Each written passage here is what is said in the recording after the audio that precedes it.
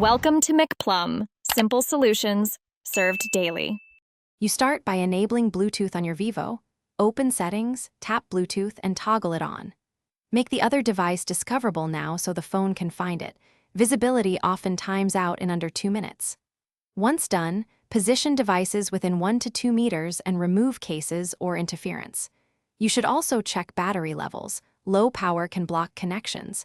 Charge to at least 20%. This prepares both devices, so the actual pairing proceeds smoothly and reliably. On your Vivo's Bluetooth screen, tap Scan or Refresh. You'll see nearby device names populate. You select the correct name, recognize brand or model, and you'll often see a pairing code. You must confirm that code matches on the other device. Accept or confirm on both sides to establish trust. Make sure you grant requested permissions for contacts, media, or calls so features work properly. If prompted, set the device as trusted for quicker reconnection later. After pairing, verify the status shows connected or paired on your Vivo, and then test the function you need. Play audio, make a call, or send a file to confirm the link works. Once done, adjust volume and codec settings in the device entry if audio quality needs improvement. If pairing fails, first toggle Bluetooth off and on.